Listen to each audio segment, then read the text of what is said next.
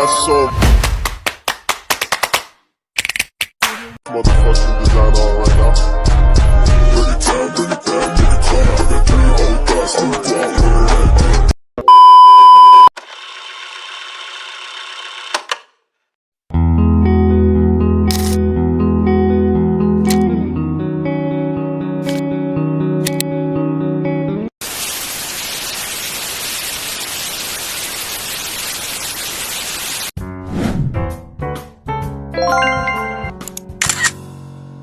A few moments later. Oke, baik. Pertama Pak, saya perkenalkan nama dulu. Saya Eli Sastri, mahasiswa dari Universitas Hairun, Fakultas Ekonomi dan Bisnis, program studi akuntansi. Selanjutnya, Pak boleh perkenalkan diri? Nama saya Ateng Mustafa. Terima kasih Pak. Jadi di sini seperti yang saya jelaskan sebelumnya nih, saya mau berikan Bapak beberapa pertanyaan. Sebelumnya pertanyaan yang pertama itu, Bapak berdagang di sini tuh sudah berapa lama Pak? Ya, sudah 20 tahun. Terus pertanyaan selanjutnya, maksudnya dagangan Bapak ini tuh Bapak tanam sendiri atau misalnya beli dari petani lain? Tidak. Kalau saya cuman ambil di agen saja. Jadi barangnya itu yang dari Manado, ada yang dari Sobibi, ada dari Subaib, ada dari Jailolo. Jadi di sini kalau kita cuma ambil di agen saja, di penampung, habis kita jual ulang. Sistem penjualannya tuh Pak seperti apa Pak? Sesuai penjualannya, sesuai pasaran. Maksudnya kalau seperti tomat ini kan paling banyak dari Manado. Ya kalau ambil di agen, kita di Manado itu di sini dikasih satu peti itu 450. Nah, terus kita jual di sini 1 kilo dia 13.000 sampai 15.000 per kilo.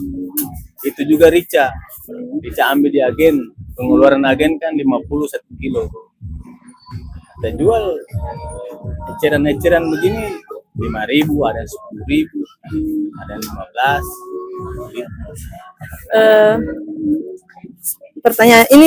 Pertanyaan terakhir. Biasanya pembayaran yang Bapak lakukan itu bisa transfer atau cash atau e-wallet? Kalau saya ambil di agen, saya bayarnya per minggu. Ambil barang sekian sampai 3 juta atau 4 juta. Tapi nanti setelah dijual dulu baru kita bayar.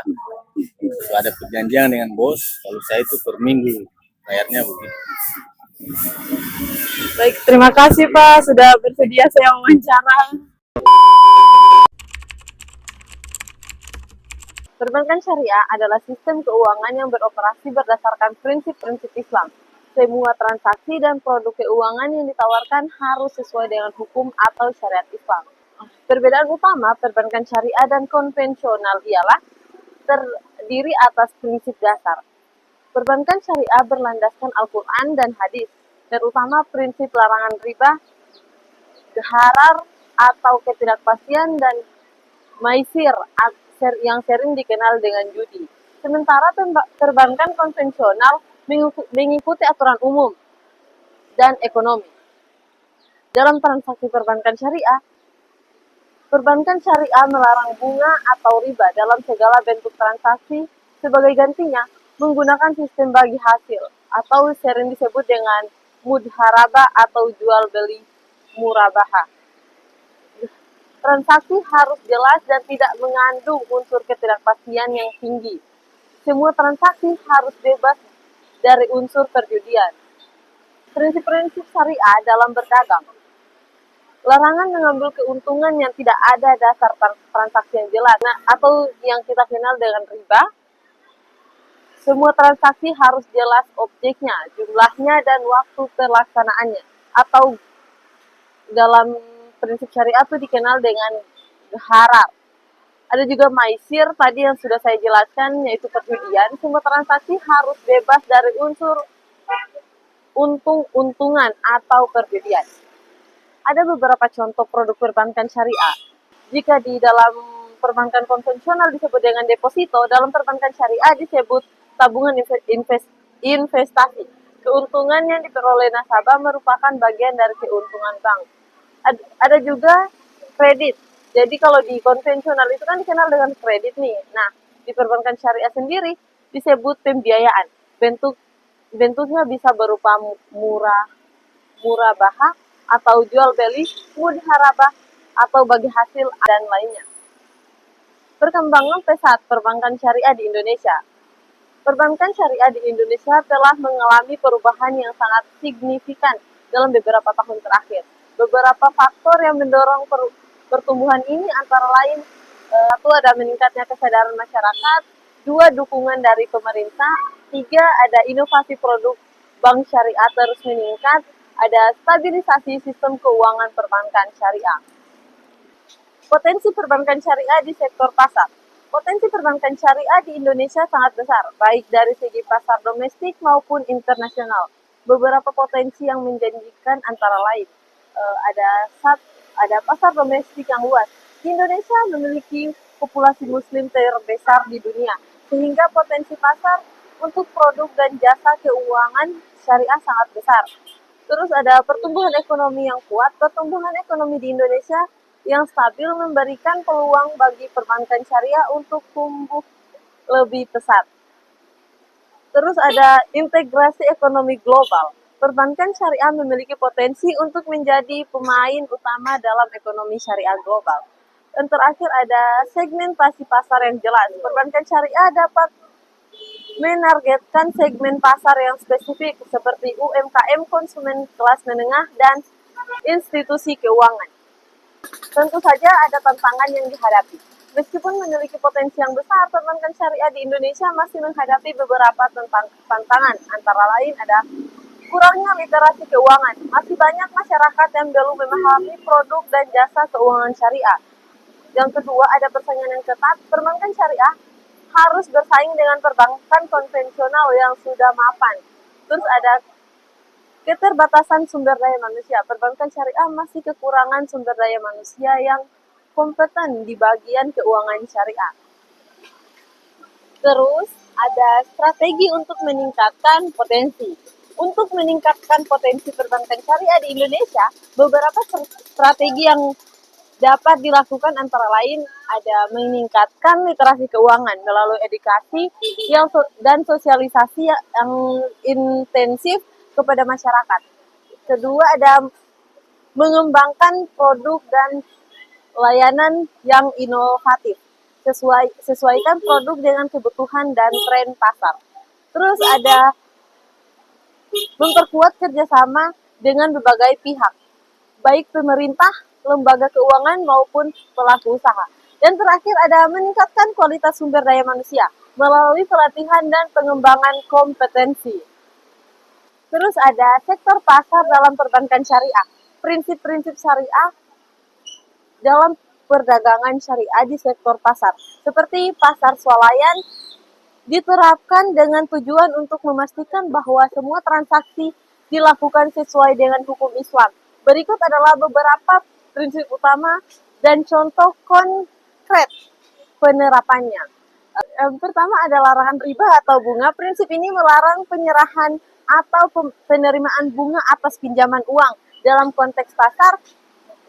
Dalam konteks pasar swalayan, ini berarti bahwa sistem kredit atau cicilan yang dikenakan bunga tidak diperbolehkan. Contohnya nih, sebuah supermarket syariah mungkin menawarkan sistem pembayaran cash and carry di mana pelanggan harus membayar penuh di tempat tanpa opsi kredit dan bunga. Jadi kalau misalnya ada pembelian cicilan nih terus kayak harganya 1 juta. Nah, dicicil tuh harus totalnya juga 1 juta, tidak boleh kayak misalnya karena melakukan kredit, jadi kayak tidak boleh dari 1.100.000, jadi harus kalau harga barangnya 1 juta harus dibayar walaupun cicil juga tuh harus 1 juta. Yang kedua ada barang gerahar atau barang yang tidak pasti. Transaksi yang melibatkan ketidakpastian atau spekulasi dilarang.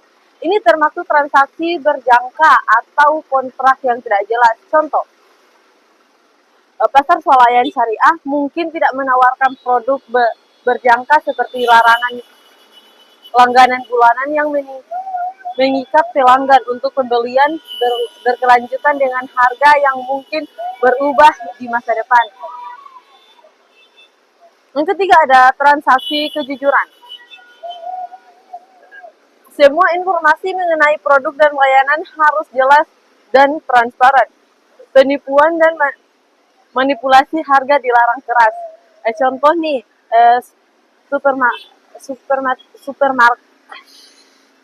supermarket syariah harus menyediakan informasi lengkap tentang harga, kualitas, dan asal-usul produk tanpa menyembunyikan informasi penting. Terus yang keempat ada zakat atau pajak agama. Zakat adalah bentuk pajak agama yang harus dibayarkan oleh individu atau entitas yang memenuhi syarat tertentu. Dalam konteks bisnis, zakat biasanya dikenakan pada keuntungan atau pendapatan. Contoh, jika sebuah supermarket syariah menghasilkan keuntungan, mereka mungkin diwajibkan untuk membayar zakat dari keuntungan tersebut sesuai dengan peraturan zakat yang berlaku. Yang kelima ada kerjasama dan kemitraan. Prinsip ini mendorong kerjasama yang adil dan setara antara pihak-pihak yang terlibat dalam transaksi. Ini termaksud prinsip bagi hasil atau mudharabah dan kerjasama usaha musyarakah. Contoh, sebuah supermarket syariah dapat bekerja sama dengan petani lokal untuk menjual produk pertanian dengan skema bagi hasil yang adil, di mana keuntungan dan risiko dibagi sesuai kesepakatan. Yang keenam sekaligus yang terakhir, pembagian keuntungan yang adil. Keuntungan dari transaksi harus dibagi secara adil di antara para pihak-pihak yang terlibat, sesuai dengan kesepakatan yang telah disepakati sebelumnya. Contoh, dalam sebuah kemitraan antara supermarket dan pemasok, keuntungan yang diperoleh dari penjualan produk harus dibagi sesuai dengan presentase yang telah disepakati dalam perjanjian kemitraan. Dengan menerapkan prinsip-prinsip syariah ini, pasar swalayan syariah bertujuan untuk menciptakan lingkungan bisnis yang lebih adil, transparan, dan bertanggung jawab sejalan dengan nilai-nilai Islam. Dan terakhir saya akan membahas 2 studi kasus. Pertama ada suksesnya program pembiayaan UMKM di pasar tradisional oleh salah satu bank syariah. Banyak bank syariah telah mengambil inisiatif untuk mendukung usaha mikro, kecil, dan menengah atau yang disingkat dengan UMKM. Dengan menyediakan program pembiayaan khusus, program ini dirancang untuk membantu pedagang di pasar tradisional yang seringkali kesulitan dalam mendapatkan akses ke modal usaha. Strategi implementasinya tuh seperti ini. Bank syariah bekerja sama dengan pemerintah setempat dan lembaga swadaya masyarakat atau disingkat dengan LSM untuk mengidentifikasi pasar tradisional yang membutuhkan bantuan. Mereka menyediakan pelatihan kepada para pedagang tentang manajemen keuangan dan penggunaan teknologi sederhana untuk meningkatkan efisiensi usaha mereka. Program ini berhasil meningkatkan pendapatan para pedagang dan memperkuat ekonomi lokal. Dengan akses yang lebih baik terhadap pembiayaan, banyak pedagang mampu memperluas usaha mereka dengan menciptakan lapangan kerja baru. Terus ada contoh yang kedua, inovasi produk dan layanan perbankan syariah yang ditujukan untuk sektor pasar. Perbankan syariah telah mengalami transformasi signifikan dengan diperkenalkannya produk dan layanan baru yang dirancang khusus untuk memenuhi kebutuhan sektor pasar. Ini termasuk produk seperti akad murabaha atau pembiayaan dengan keuntungan yang disepakati di muka, dan mudharabah, kerjasama investasi antara bank dan nasabah. Salah satu inovasi terbaru adalah PEN atau Revolving Fund yang memungkinkan pedagang di pasar untuk mendapatkan pembiayaan berkelanjutan tanpa harus melalui proses pengajuan ulang setiap kali mereka membutuhkan dana. Ini memberikan fleksibilitas dan kemudahan bagi para pedagang dalam mengelola arus kas mereka. Selain itu ada juga dampaknya nih. Inovasi ini tidak hanya membantu pedagang dalam mengelola keuangan mereka secara lebih efektif, tetapi juga meningkatkan kepercayaan masyarakat terhadap sistem perbankan syariah dengan menawarkan solusi yang lebih terjangkau dan mudah diakses. Bank syariah berhasil menarik lebih banyak nasabah dari sektor pasar.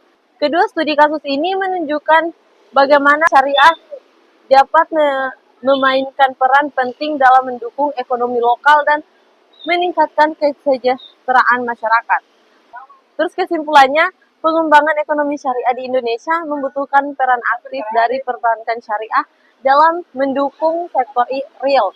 Peningkatan pangsa pasar, inovasi produk, dan literasi keuangan syariah menjadi kunci utama memaksimalkan potensi ekonomi syariah di Indonesia.